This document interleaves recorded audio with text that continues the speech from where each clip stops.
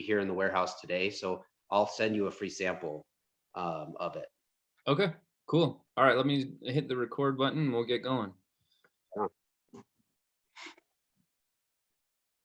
Hey guys, welcome to this week's podcast. I'm really excited for today's conversation. So before I introduce you to our guest, let me just break it down to you of how I found him. So my family, we were on vacation last weekend with my good friend Garrett Johnson, who you'll get to know eventually, probably soon. And he introduced me to the Liver King on Instagram.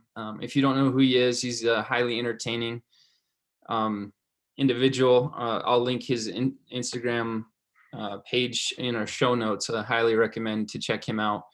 Well, that night that after I was introduced to Liver King, I woke up at 3 a.m. Theo had a messy diaper. I woke up to take care of him, and then I couldn't go back to sleep. So I started playing with Liver King videos. And one of the videos is he's eating a huge cow testicle. So I thought, you know what? I'm going to Google where I can get beef testicle or cow testicle just out of curiosity. Well, come to find out, they're not easy to acquire. They are called Rocky Mountain oysters is kind of another name. But while Googling, I found Wild Warrior Nutrition, and Carl Jung would call this a synchronicity. And the very first Google search result I had at 4 a.m. was Wild Warrior beef testicles in a capsule. So of course I had to order them. Now let me introduce you to Michael. Michael, do you want to pronounce your last name for everyone? DiCroce. DiCroce. He's the owner of Wild Warrior Nutrition. So Michael, the biggest question we have is, what's your story? How in the world did you arrive to putting cow testicles in a capsule? Well, it's kind of a long story, but thank you, Shawn, for inviting me on. I do like to joke with everybody that I am the testicle king, and everybody, including all my friends, make fun of me for selling cow balls. But so, I'll talk specifically to the cow testicle thing, and then we can go back maybe and talk about how I got my company started for the bigger picture. But about a year and a half ago, right at the beginning of COVID, I woke up in the middle of the night with incredible pain in my testicles, and I passed out. I literally woke up in the middle of the night, went to bed, felt fine, but I woke up with the ache like somebody had kicked me really, really hard. And on top of that, they were swollen, not like obnoxiously swollen, but swollen enough to be noticeable. So I passed out. My wife thought I was dying and having a seizure. Called 911. An ambulance came. I told them, I didn't know if I was having a hernia or if I had cancer. I didn't know what was going on. So they went to the ER. This is 2, 3 in the morning, and they found that I had two epididymal cysts and hydrocele, which is basically an accumulation of fluid. And so I went to my doctor, and they took some blood work and found that my testosterone was low, which again, we can go back and talk about this, but I have struggled with hypogonadism off and on since I was 25-ish or so. And so I went to the doctor, and my doctor is an Indian guy. He's a Western medicine doctor, so it's not like he's a holistic doctor, so a Western general practitioner, but he is into Ayurvedic medicine a little bit, and he suggested I get some bull testicle for myself. Obviously, there was nothing that they could do for the cysts or the hydrocele other than to let the cysts burst whenever they did, and then it would heal and the fluid would recede. But he suggested I start taking the testicle for therapeutic reasons, and explained that there in addition to hormones, there's a lot of beneficial things in the testicles that would be good for me, including the selenium and the enzymes and various things. So I started taking it. All my pain went away. My testicles returned to their normal size, and my testosterone score 6-8 weeks later had dramatically improved. And so we had already had a business, and was focused on pine pollen and some other male focused herbs and supplements. And so we thought, man, this is a perfect addition to what we're doing, and it complements pine pollen so well. Um, I was amazed at how I felt taking it. And so the more I learned, I just figured, it was hard to find. There got to be guys that could benefit from taking this supplement like you out there. And we launched it about 9 months ago, and it quickly became our best selling product by far. That's amazing. So my story is I got my functional medicine coaching certification. Functional medicine is a newer, you mentioned Western medicine. So functional medicine kind of flips Western medicine on its head. And instead of treating symptoms, it's treating the root cause of the symptoms.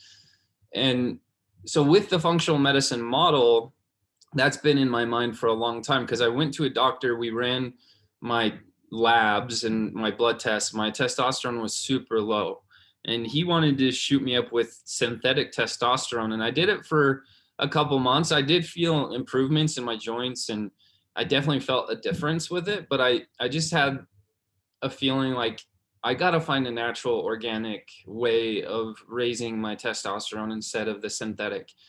And I've been kind of looking for that for maybe even a year, because I finished my functional medicine certification. What was it, March of 20? I guess it was March of this year I finished it, and I've been in the search for it for a while. And luckily, over the last couple of weeks, I stumbled across you guys. So my plan is over the next 60 days. Well, not exactly the next 60 days. I want to do natural organic supplements. So I've ordered your beef testicles. You mentioned your pine pollen. I'm going to use that as well. So my goal is to run a test. Is before I start, I'm going to run my labs again, see what my testosterone levels are, take the supplements for 60 days. And to be fair, I am going to be doing a couple of other things like exposure to sunlight, cold plunges, weightlifting that have been proven to help raise testosterone as well. So I'm excited to use your products to really test my testosterone levels after as well. Yeah, cool. Well, I hope everybody responds differently, but I hope you're successful. I mean, just give you my story, but it's very similar. But I got started in this business in your shoes first. So I'm not a nutritionist or doctor by trade. I studied economics at Colorado State University, and been in the investment business. But I've always been a fitness nut and an athlete. My mom got me started working out when I was about 5 years old. And so I've always had an interest in it and been a big fitness and nutrition geek. But when I was 25, and I guess just to take a step back, in college, I really beat the hell out of my body. Just like most college age kids, I binge drank a lot. I smoked a lot of pot. I took, pain pills and anxiety pills, and, as part of a party scene, and also just to mask a lot of anxiety and depression I had at the time. Fast forward a couple years out of college, while, a lot of the pot smoking and, pills and drinking had like subsided a little bit. I didn't feel very well. And so I went, I started in the beginning of my career. So there's a lot of stress with getting into the investing business and being young, and go to my doctor, and my testosterone was in the high 100s. So, um, it was kind of eye opening. And he's like, this is like the testosterone of a 70-year-old man. And so, I was lifting weights, but struggling to put on muscle. I was, I'm about 160 pounds now. I was about 170 at the time, which is huge for me. I'm only 5'9", normally, 150. So, 170, I was starting to get worried about my weight gain. And so kind of like you, I had no explanation as to why my testosterone was so low when I was young. I did have quite a few concussions throughout the years. I grew up playing football, was in a few car accidents, and then boxed for 4 or 5 years, and doing Muay Thai out of college before I got married. And so maybe that the compounding of the head injuries contributed to it. But either way, the doctor wanted me to do synthetic hormones, like you were describing, in injections, and I had a friend who gave me Stefan Buhner's book, or Bonner. I never pronounce his last name right, but he had a book called The Natural Testosterone Plan. Uh, and so my friend gave me a copy of this book, and it was about pine pollen, natural living, other herbs, and supplements that guys should take, and along with some lifestyle changes. And so I went online and I found some pine pollen. I started dramatically cutting back my alcohol consumption. I had already stopped smoking pot, but I started, getting sober and trying to live a holistic, healthy lifestyle, cutting back partying. Started eating healthier, working out more, uh, and within a short amount of time, just few months, I had gotten my testosterone up from, say 170, 180 up to 600, and started feeling normal and feeling like a young, virulent guy again. Um, and I did that all without the use of any synthetic steroids or hormones. And so seeing this dramatic change, I just became a lifelong consumer of pollen. And then about 4 or 5 years ago, um, decided, why not make this a business? I sort of, as I've gotten older, I'm 38 now. Um, Kind of was like that, there's got to be a lot of guys I could help, and so kind of created this mission to try to produce products that are that could help men. I found that there was a lot of information out there, but not a lot of products that were really that beneficial for men. There are men's multivitamins, but there's a lot of these foods that are just uh, so beneficial for men, and they have so many unique properties that are they were just amazing. And so I wanted to share my experience, the benefits I've received from them, and that I'm lucky, there's guys like you out there that are finding it, and I hope that you experience the same. Yeah, and you called that book The Natural Testosterone Plan. Is that by the Stephen Buhner? I just found it online. Is that the right one? Yep, it's great. It goes into all the science of pine pollen. Um, I mean, it's a little bit of an older book. There is a lot of new studies and peer-reviewed research on pollen that have come out um, in the last 5 or 6 years, but it's a pretty good resource for the base level research about the hormones that are in pollen, the nutrients, its potential uses for helping with benign prostate enlargement issues, immune function, some different stuff. So I encourage guys to read about that. And then it also goes into some other herbs that, I mean, because our testosterone is it's kind of like it's a negative feedback loop, right? So you got your pituitary gland, your thyroid, your testicles, and so they work, kind of like a thermostat. If it drops below a certain level, certain things turn on. If it gets too hot, certain things turn off. So it goes into different herbs that work on those, depending on what your issues are, whether or not, here you take this herb, it increases luteinizing hormone. This herb, increases follicle stimulating hormone, and so on. And while pollen, and just so everybody knows, like what makes pine pollen so unique, and along with the bull testicle, is that they actually have, um, pro growth hormones in them, and not in large steroidal type amounts, but they do have DHEA, testosterone, amongst other pro growth hormones. I mean, pollen's job in nature is to stimulate growth in other everything it comes into contact with. So it naturally makes sense that it would contain these hormones, to ignite new life. And so when we take it, we benefit from this external source of these hormones.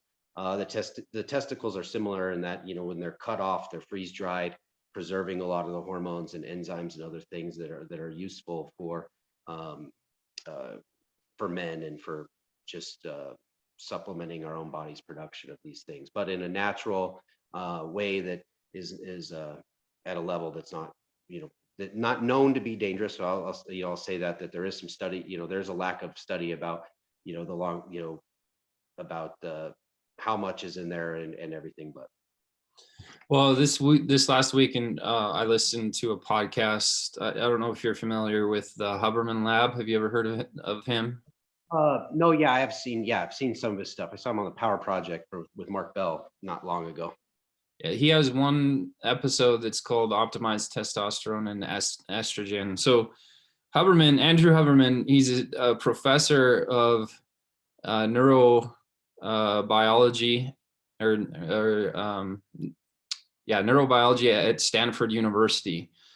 And so obviously a lot of credibility that comes with it. And so I listened to this episode, and he talked a lot about it's really the balance between testosterone and estrogen, right? Because if they get out of whack, then especially for men's health, if estrogen levels get higher, that's where we turn estrogen into fat. And even use the example of dads, that soon to be dads, that estrogen levels raise.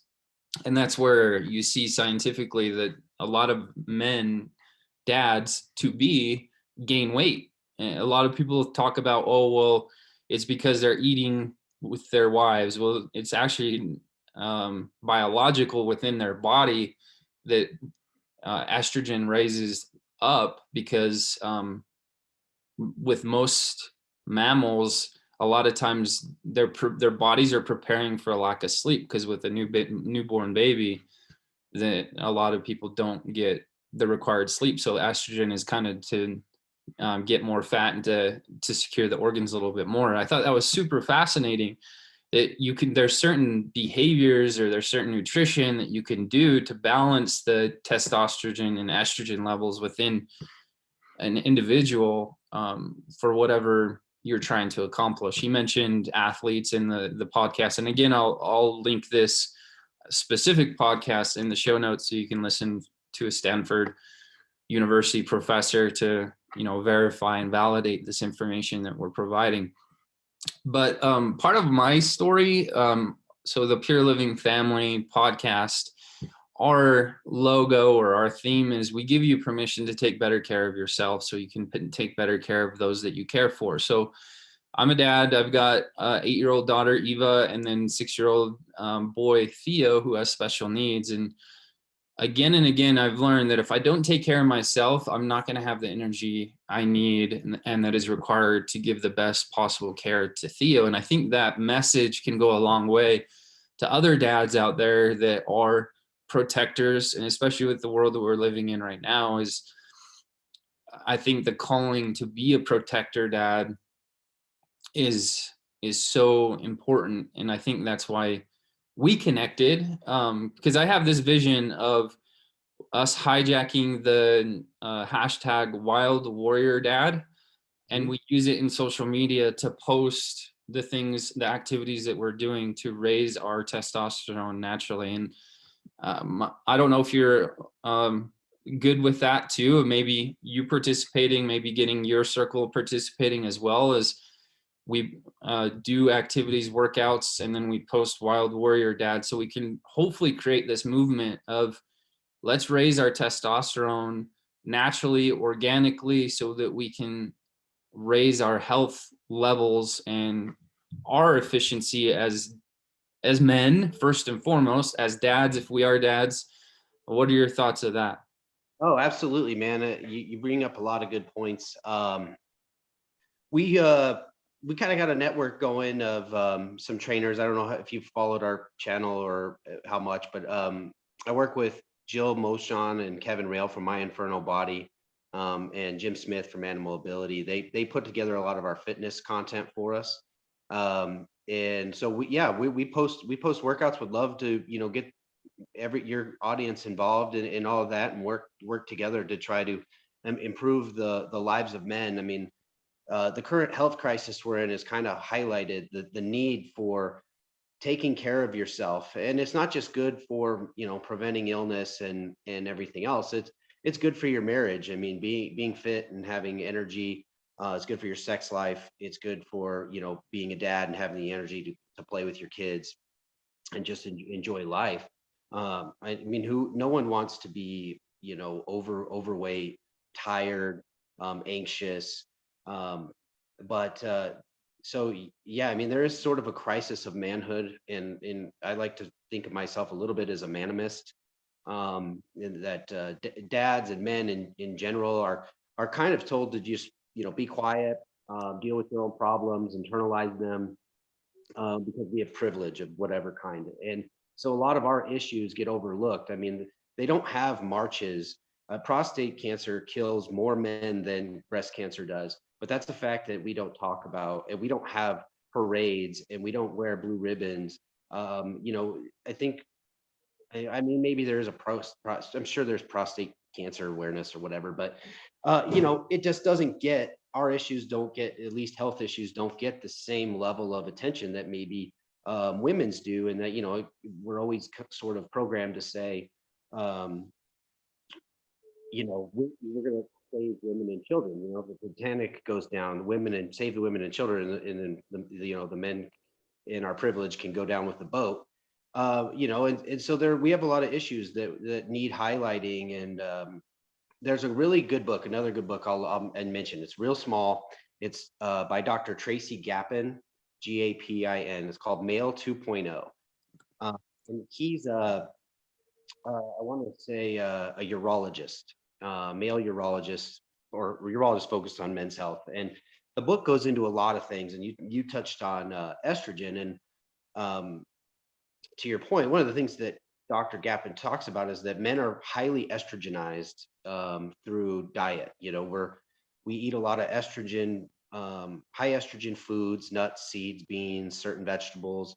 We're Through our drinking water, we're exposed to a lot of birth control. There's millions of women that take birth control every day, pee it into the toilet, and then we trust that our government is removing all of that. But luckily, if you were to drinking tap water, there are studies, regional studies, that show that there's a large amount of estrogen in our drinking water. And so there's little things men can do that, they're unaware of the need to drink purified water, sweating regularly, sauna, exercise, different things that can have a dramatic impact on our health. And I totally support your mission. It's the mission. It's a mission I share. It's the reason I got into this. I wanted to change my life, and I want to affect the lives of as many men as possible, because I think men get, what's good for men is not necessarily good for women. And I know that's not a popular thing to say in our society, but we are different. We have different needs. We're more muscular. We have more testosterone. And so, yeah, I mean, let's get together and let's try to help as many dads as possible. Because there is, like I said, I feel like there is a crisis of manhood a little bit. And I'm not saying that in like a sociological sense, but more in just a biological sense. The dad bod, becoming popular. I would like, I don't find the dad bod healthy, and I don't think it's a good thing to encourage that. I obviously think everybody is, I'm not trying to fat shame anybody, at all. I do think everybody should be loved and respected, but I think there's a weird thing in our society right now where we're trying to acceptance of everybody is sort of making hiding the message that obesity is unhealthy. Hmm. Obesity is unhealthy. It leads to disease and diabetes. Yeah, you're beautiful on the inside, but you're not healthy on the outside. And when it comes to dads, I think sometimes dads accept and sort of wear a beer belly as a badge of honor, rather than saying, maybe my marriage, this is not seeing that it's affecting their marriage, their energy, and everything else that goes with it. They're Well, fine. I think part of that is in the functional medicine model, they talk a lot about toxic overload. And not a lot of people understand the toxins that we are confronting in our everyday life. You mentioned clean water being one of them, is a simple behavior that you can change right away to help your overall detox of your body is drinking enough water based on your height and weight. But then also you mentioned sauna, which is you need the detox as well, right? Where we have so many toxins that we're breathing in our air, even plastics that we're surrounded by. provide a lot of toxins. And I think that's contributing to overall obesity and overall health, is because people don't understand that they have to flush their systems to really operate at the highest level. And that's part of this movement that I hope to really dive into. And over the last 3 years, I've read 2 books a month every month. And first couple of books I read were like from Oprah Winfrey's book club, and then Gabby Bernstein and Brené Brown became my favorite authors. And they speak a lot to the women's experience. And you know what? There's not enough men out there speaking to the men's experience. And I think you highlighted that in your comments here today. Is our experience is different. It's not better, it's not worse, it's just different. And there needs to be more of a conversation where we create tribes and we create communities where we have the difficult conversations, where we talk about testes and testosterone and sex hormones, so that, as a male, we optimize our sex hormones so that we optimize our overall work. And, ancient Eastern philosophy is that your sex energy is your energy at work or in business or in life. And I think that's maybe a concept that we should dive into as we go into this movement. But I really love what you're doing, and I'm excited for the products that you offer. Any final thoughts you have for the podcast or the viewers? Oh no, just a couple things that you mentioned. Toxicity. There's a lot of guys are unaware that even putting fertilizer and pesticides in their yard have an impact on them. Cosmetics, soap, a lot of these things have estrogen and endocrine disruptors in there that mimic the estrogen, and so there is a need to detox. I sit in the sauna, 4 or 5 times a week. I have an infrared sauna, so it's not as hot as a traditional sauna, but I try to sit in there for 45 minutes, watch Netflix, for the sake of trying to keep myself in balance. I don't trust necessarily my liver and kidneys and bowel to get rid of everything. And if guys are overweight, they need to realize that the fat is that in their body is trapping a lot of these toxins in their body. And that's where, another downside of being a little heavier is that fat tissue accumulates and traps a lot of that stuff in there.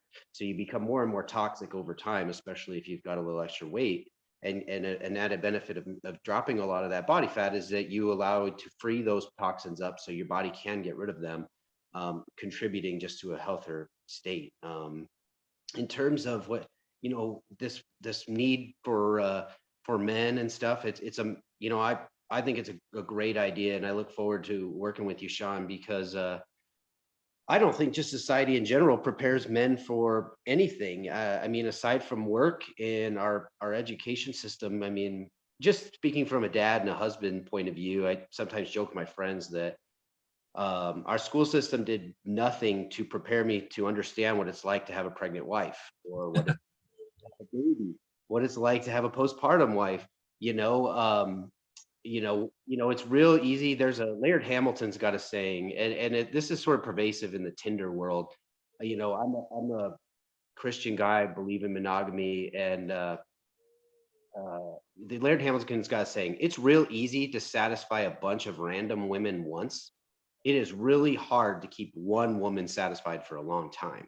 And so, it takes it's just understanding and evolving, and even having conversations about sex in general, and just how do you keep your wife satisfied, because they're a different beast. And again, these are all topics that oftentimes we don't talk about. You don't share them with your buddies, but in the right setting, beyond just our physical health, there's a lot men could benefit from just having a good place to talk about these things, and improve their health, improve their life, improve their marriages, be better dads. And a lot of that stems and starts with just being healthy mentally and physically. Well, Michael, I think that's a mic drop right there. I think that is a good place to end the podcast. We would love to have you on again, maybe after I do this 60-day. I don't know exact date I'll start yet until I have all the supplements in place.